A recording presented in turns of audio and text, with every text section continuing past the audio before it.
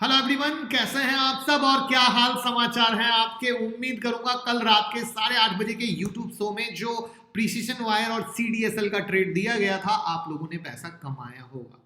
अब आज बहुत खास, बहुत सारी ब्रेकिंग न्यूज जो आपको बहुत सारा फायदा कमा के दे सकती है, उसको कवर करने वाले हैं। जैसे Reliance Saudi Aramco big news, ITC की जो डीमर्जर की न्यूज चल रही थी, क्या है उसका पूरा कहानी, सरकार का कौन सा ऐसा कदम है जिससे किस शेयर को होने वाला है बम्पर फायदा, टाटा ग्रुप का कौन सा ऐसा बिग प्लान है जिसका मौका आपको हाथ से नहीं देना चाहिए, साथ में कौन सा ऐसा स्टॉक है जिससे म्यूचुअल फंड हाउस बेचकर निकल रहे हैं, टीवीएस और बीएमडब्ल्यू बिग न्यूज क्या है। तो मैं मुकुल अग्रवाल आपका आप ही के यूट्यूब चैनल में स्वागत करता हूं। जो भी नए लोग हों चैनल को सब्सक्राइब करें, बेल आइकॉन हिट करें, जिससे जब भी हम लाइव आते हैं, कोई वीडियो अपलोड होती है तो आपके पास नोटिफिकेशन आएगी और आप उस वीडियो को मिस नहीं करेंगे।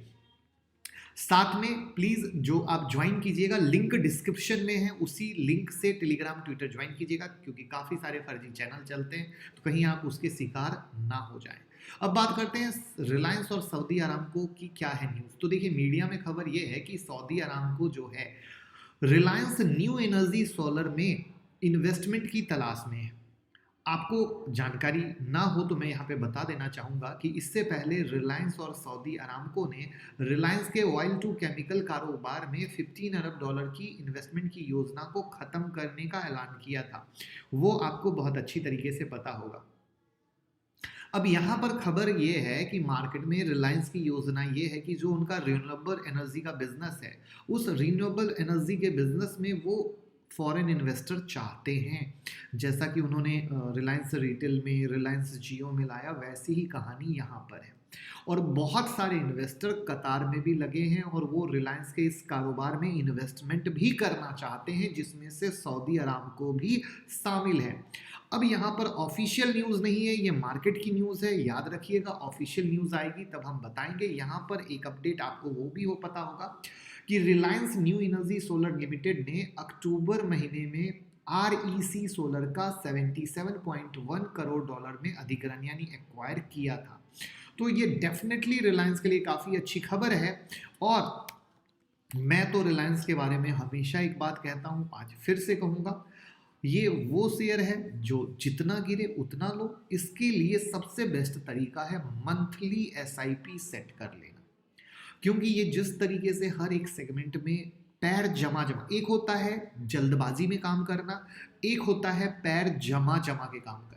तो जिस तरीके से इनका रिटेल सेगमेंट है, जियो सेगमेंट है और अब ये है, वहाँ पर ये लोग पैर जमा जमा के काम कर रहे हैं। तो उस कंडीशन में अगर आप अगले 5 साल का ग्रोथ देखना चाहते हैं तो रिलायंस इंडस्ट्री में आपकी SIP जरूर होनी चाहिए, जिससे हर घाटे में आप माल को एक्यूमुलेट कर सकें, ना कि एक ही भाव में खरीद के परेशान हो जाएं कि अरे मेरा शेयर गिर गया, मेरा शेयर गिर गया।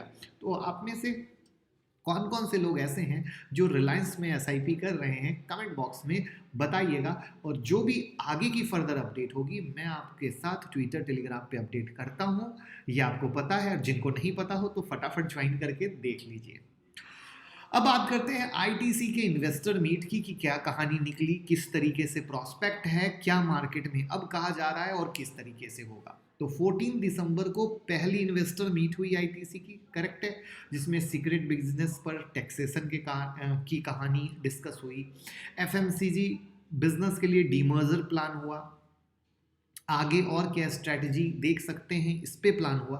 तो यहाँ पर संजीव पुरी जी ने बहुत क्रिस्प, बहुत क्लियर संकेत दिए हैं कि हम एक्सपेंशन में इंटरेस्टेड हैं, हम नई अपॉर्चुनिटी में इंटरेस्टेड हैं और हम चीज़ों को बेहतर करने के लिए कंपनी के FMCG बिजनेस के डीमर्जर और IT बिजनेस की अलग लिस्टिंग के ऑप्शन को ओपन रखे हुए हैं। अब कंपनी के होटल बिजनेस के लिए डीमर्जर की प्लान पर भी बात की, याद रखिएगा, क्योंकि ये बहुत पुरानी बात है जिसपे ये लोग होटल बिजनेस के डीमर्जर पर ऑलरेडी प्लान करके चल रहे हैं। यहाँ पर आपको पता होगा कि ITC ने हाल में बहुत सारे एक्विजिशन किए, जिसमें सेवलॉन है, नीमाइल था, सनराइज था, और अब उनके एक्विजिशन के बाद अब इनका प्लान है वो बेहतर परफॉर्म करे, जिससे रेवेन्यू जनरेट हो और कंपनी और भी ज़्यादा ग्रो कर सके। यहाँ पर कंपनी ने फाइनेंशियल ईयर 2030 तक एफएमसीजी बिजनेस से जो रेवेन्यू है वो 1 लाख करोड़ तक पहुंचाने का लक्ष्य रखा है, और ये अपने आप में बहुत तगड़ा लक्ष्य है जो हमें लगता है कि पुरी जी के नेतृत्व में कंपनी कर पाएगी, क्योंकि इनका क्लियर मकसद है एक बड़ा एफएमसीजी का एम्पायर क्रिएट करना, जिसमें अगर आप इंस्टाग्राम पे अगर फॉलो करते होगे तो एक बार मैंने इंस्टाग्राम पे बहुत प्यारी प्यारी इन्फोग्राफिक्स हम आपके साथ शेयर करते हैं, उसमें हमने कंपनी की इन्फोग्राफिक्स शेयर की थी आप लोगों के साथ, जिसमें हमने दिखाया था कि आप लोग जो आईटीसी को समझते हो ये बहुत काफ़ी बड़ी चीज़ है जहाँ पे इनके बहुत सारे प्रोडक्ट नंबर 1 पे हैं। आप ये मत समझने की गलती करना कि स्टॉक परफॉर्म नहीं कर रहा है तो इनका स्टॉक जो प्रोडक्ट है वो नंबर 1 नहीं है। तो अगर ऐसी चीज़ों से जुड़े रहना हो तो इंस्टाग्राम का लिंक डिस्क्रिप्शन में है, आप जुड़ जाएं और बहुत प्यारी प्यारी इंफॉर्मेशन कलेक्ट करके खुद के बॉस खुद के मालिक बन सकते हो।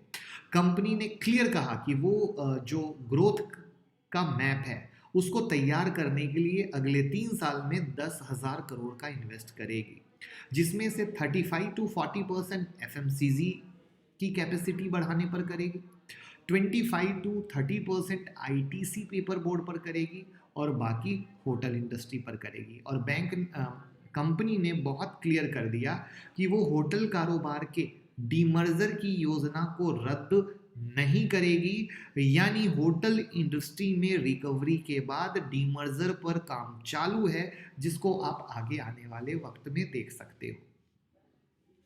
अब मैनेजमेंट ने क्लियर कहा कि जो इनका बिजनेस है इनका रीस्ट्रक्चर हो सकता है, कभी भी हो सकता है, और इन सब चीज़ों के मद्देनज़र सारी ब्रोकिंग हाउस इनका टारगेट को इंक्रीज कर रही हैं। अब आप में से काफ़ी लोगों के जो मार्केट में एक्चुअली नए लोग आए हैं उनके दिमाग में ऐसा हो कि ऐसी अनाउंसमेंट इसमें इन्वेस्टर मीट में क्यों नहीं की गई, तो मैं बता दूं कि कभी भी इस तरह की अनाउंसमेंट इन्वेस्टर मीट में नहीं की जाती है, बल्कि उसके लिए एक्सचेंज को इन्फॉर्म करना रहता है। तो वो चीज़ें यहाँ नहीं, आगे आपको एज ए एक्सचेंज फाइलिंग में इनके प्लान के बाद देखने को मिलेंगी। और भविष्य में एक चीज़ जानकारी आप ये जान लीजिए, कभी भी किसी भी कंपनी का इन्वेस्टर मीट होता है तो इस तरह का अनाउंसमेंट इन्वेस्टर मीट में नहीं होता, बल्कि सिर्फ बताया जाता है कि हम ऐसा प्लान कर रहे हैं, हमने अपने रास्ते को ओपन कर रखा है। तो ये थी आईटीसी की खबर, जहां पर आईटीसी के इन सब के मद्देनज़र आने वाले 2 से 3 सालों में आईटीसी में हम उम्मीद करते हैं कि बहुत अच्छा रिटर्न आप एक्सपेक्ट कर सकते हो। क्या अगेन इस बात से एक चीज़ बताऊं, जैसे रिलायंस मैंने बोला एक एसआईपी का स्टॉक है, आईटीसी भी बिल्कुल उसी तरीके से एक एसआईपी का स्टॉक होना चाहिए। तो क्या आईटीसी का आप एसआईपी कर रहे हो या नहीं कर रहे हो, और क्या आपको लगता है कि सच में इन चीज़ों के मद्देनज़र, क्योंकि जो पुराने लोगों को इन्हें पता होगा आईटीसी में इतनी सुगबुगाहट, इतनी गर्माहट, इतनी तरह की खबर पहले कभी नहीं आती थी जो पिछले 3 महीने से लगातार देखने को मिल रही है। तो इन चीज़ों के मद्देनज़र क्या आप उम्मीद करते हो आईटीसी कमाल धमाल करेगा आने वाले 2 से 3 सालों में? कमेंट बॉक्स में ज़रूर बताइएगा। अब बात करते हैं सरकार के किस कदम से किस शेयर को होने वाला है फायदा। डेफिनेटली इंडिया के लिए ये खबर काफ़ी बड़ी है और काफ़ी इंपॉर्टेंट है, और इंडिया में अगर ऐसा होता है तो मैं पर्सनली मानूंगा कि सच में एक बहुत अच्छा काम होगा और बहुत ही बेहतरीन काम होगा। तो आज नरेंद्र मोदी सरकार ने 15 दिसंबर को यानी आज कैबिनेट की बैठक में सेमीकंडक्टर के लिए पीएलआई स्कीम को मंजूरी दे दी। आपको पता है कि इसकी कमी के कारण पूरा इंडस्ट्री इम्पैक्ट हुआ है, कार, बाइक, लैपटॉप हर जगह ये यूज़ होता है और वहाँ पर बहुत बड़ा बिग हिट आया है। और सरकार के इस कदम से सेमीकंडक्टर बनाने वाली कंपनी को फ़ायदा होगा और कंपनी को इलेक्ट्रॉनिक हब बनने में मदद मिलेगी। यहाँ पर सरकार ने अगले 6 साल में सेमीकंडक्टर प्रोडक्शन के लिए 76,000 करोड़ का पीएलआई देने का ऐलान किया है। अब इस स्कीम से क्या फ़ायदा होगा कि इंडस्ट्री की तरफ से 1.7 लाख करोड़ का इन्वेस्टमेंट आ सकता है, और इस स्कीम के तहत MediaTek, Intel, Qualcomm, Texas instrument जैसी कंपनियां भारत में अपनी यूनिट को लगाने के लिए आगे आ सकती हैं। और आपको पता है कि ये स्टेप, ये स्कीम जो आ रहा है उस समय आया जब पूरी दुनिया, सिर्फ इंडिया नहीं, पूरी दुनिया सेमीकंडक्टर की सप्लाई से जूझ रही है। और यहाँ पर खबर ये भी है कि सरकार सेमीकंडक्टर प्रदर्शन के लिए 2 फैब यूनिट की स्थापना करने की तैयारी में। इसके अलावा डिजाइनिंग और मैन्युफैक्चरिंग के लिए 10 यूनिट लगाई जा सकती है। अब इससे फ़ायदा ये होगा कि सेमीकंडक्टर मैन्युफैक्चरिंग हब बनेगा और सेमीकंडक्टर स्मार्टफोन, लैपटॉप, कार हर जगह यूज़ होते हैं। यहाँ पर फ़ायदा किस शेयर को होगा? तो आपको पता है कि टाटा ग्रुप में भी कुछ टाइम पहले प्रॉपर खबर अनाउंस हुई थी जहां पर कि टाटा ग्रुप भी सेमीकंडक्टर के बिजनेस में आने का प्लान कर रहा है। यानी ये न्यूज़ टाटा ग्रुप के लिए बिग हो सकती है। और यहाँ पर एक और लेटेस्ट अपडेट ये है कि टाटा ग्रुप डिस्कशन में लगा है बहुत सारे मेजर इंटरनेशनल कंपनी से, इंक्लूडिंग ताइवान, जहां पर सेमीकंडक्टर चिप के बिजनेस में आ सके। यानी आपको पता हो कि भले सरकार की पीले स्कीम का अनाउंसमेंट आज हुआ हो, बट इस स्कीम से पहले से टाटा ग्रुप लगा हुआ था, क्योंकि टाटा ग्रुप कल कंप्लीट इकोसिस्टम पर काम कर रहा है। वो चाहता है कि ये जो ईवी बाइक, जो ईवी है वहाँ पे कंप्लीट आए, यानी कार भी वही बनाए, आईटी भी वही हैंडल करें, बैटरी भी वही, चार्जिंग स्टेशन भी वही। तो ये हर चीज़ से जब सेमीकंडक्टर भी बनाएंगे तो इंडिया में तो आएगा ही आएगा फ़ायदा, और टाटा ग्रुप को भी फ़ायदा ही फ़ायदा होने वाला है। तो मेरी नज़र में ये सच में बहुत अच्छी चीज़ अगर होती है प्रॉपर तरीके से तो होगी। बाकी डिटेल अपडेट हम आपके साथ देते रहेंगे, बस जुड़े रहिए। और जिन्होंने वीडियो को अभी तक लाइक का बटन नहीं दबाया है, प्लीज़ लाइक का बटन ज़रूर दबाइए और मोटिवेट कीजिए अपने भाई को, जिससे हम बेहतर से बेहतर चीज़ें आपके साथ शेयर करते रहें और आप उनका पूरा फ़ायदा ले सकें। क्योंकि आपका एक एक लाइक हमें इतना मोटिवेट करता है, आप सोच भी नहीं सकते।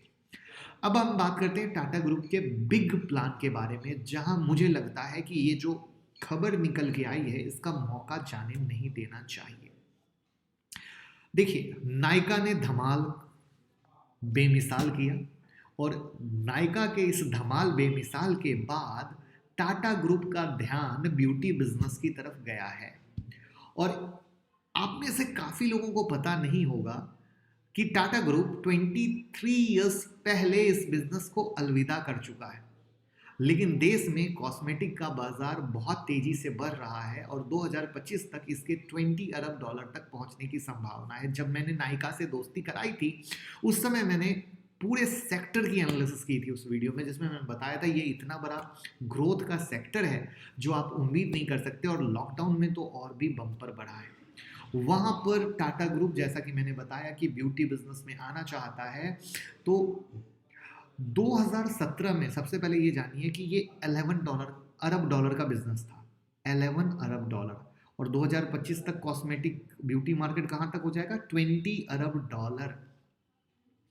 अब यहाँ पर टाटा ग्रुप का क्या कहानी है ये समझिए। कुछ दशक पहले ब्यूटी सेक्टर में टाटा ग्रुप की तूती बोलती थी, और नोएल टाटा जी की जो मदर हैं सिमोन टाटा, उन्होंने 1953 में लैक्मे ब्रांड की स्थापना में भूमिका निभाई थी। अब लैक्मे की आप कितनी स्टोरी जानते हो मुझे पता नहीं है, बट लैक्मे पे हमने आप लोगों के लिए वीडियो बनाई थी बहुत पहले, देसी से विदेशी बनने की कहानी। आई होप आप ज़रूर देखिएगा, तो आपको बहुत इंटरेस्टिंग स्टोरी पता चलेगी। लेकिन टाटा ने क्या किया था, 1998 में लैक्मे को यूनिलीवर पीएलसी की लोकल यूनिट को बेच दिया, जिसका बोलबाला हमारे हिंदुस्तान में है। लैक्मे हर घर में हर महिला यूज़ करती हैं। 2014 में कंपनी ने फिर से इस सेक्टर में एंट्री मारी, लेकिन उतना सीरियस नहीं था। लेकिन अब कंपनी हो गई है सीरियस। यहाँ पर कंपनी की योजना क्या है? तो देखिए, ब्यूटी, फुटवियर और अंडरगारमेंट कैटेगरी से जो इनका शेयर कौन सा है, ट्रेंड, उसका रेवेन्यू है महज 10 करोड़ डॉलर, जबकि कुल मार्केट कितना है, 30 अरब डॉलर। तो ये जो 3 सेगमेंट हुए टाटा के लिए जबरदस्त फायदेमंद हो सकते हैं, क्योंकि तेजी से वो अपने स्टोर्स और डिस्ट्रीब्यूशन चैनल का विस्तार कर रहा है।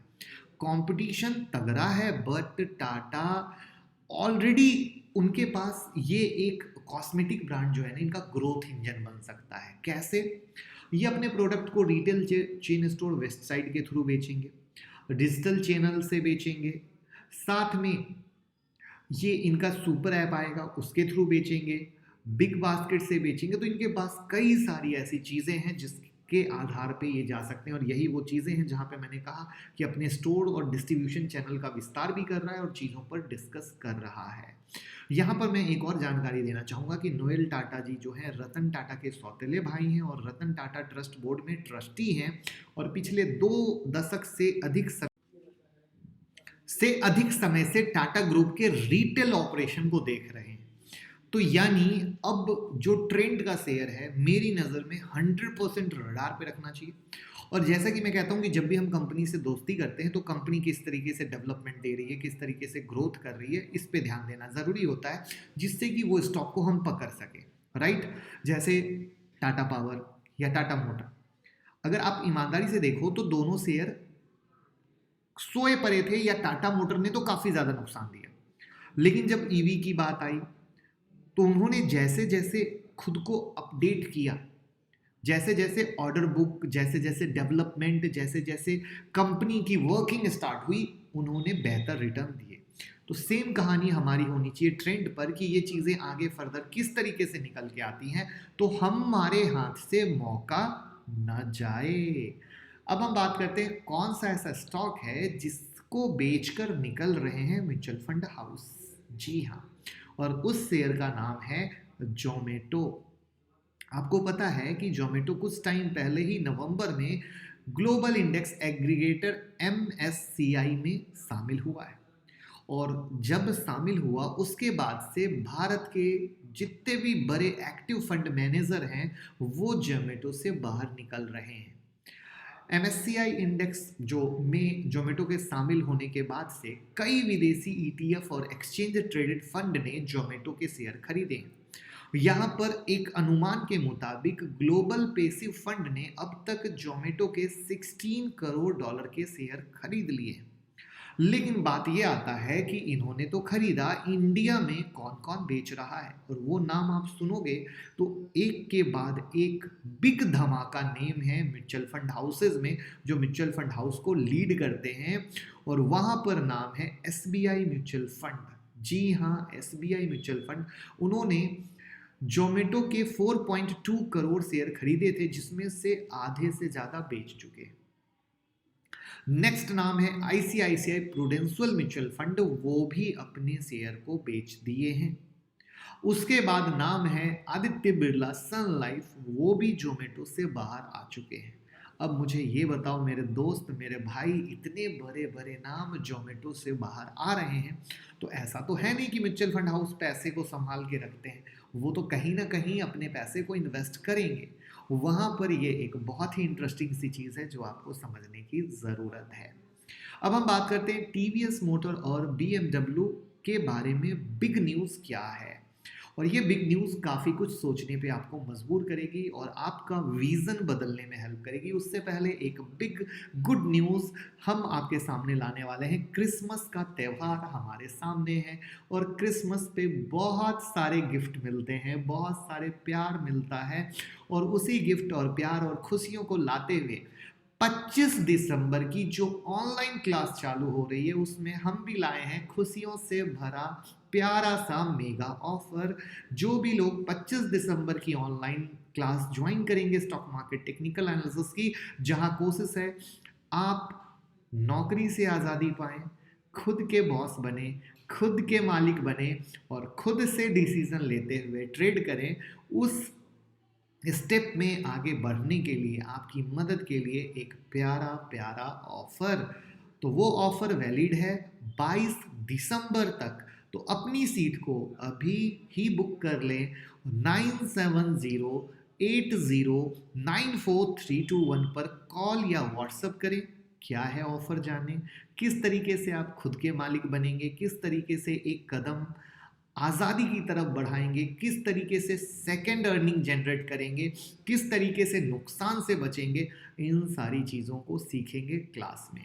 तो मौका जाने ना दें और अभी से सीट बुक करके स्टडी मटेरियल और बेसिक क्लास की वीडियो को ले लें। अब बात करते हैं टीवीएस और बीएमडब्ल्यू। सबसे पहले जैसा कि मैंने कहा कि ये एक बिग आई ओपनर होगा। आई ओपनर क्यों? क्योंकि अभी भी बहुत लोग ईवी बिजनेस को लेकर सीरियस नहीं है। वो थोड़े से इंडिया में क्या होगा, कैसे होगा।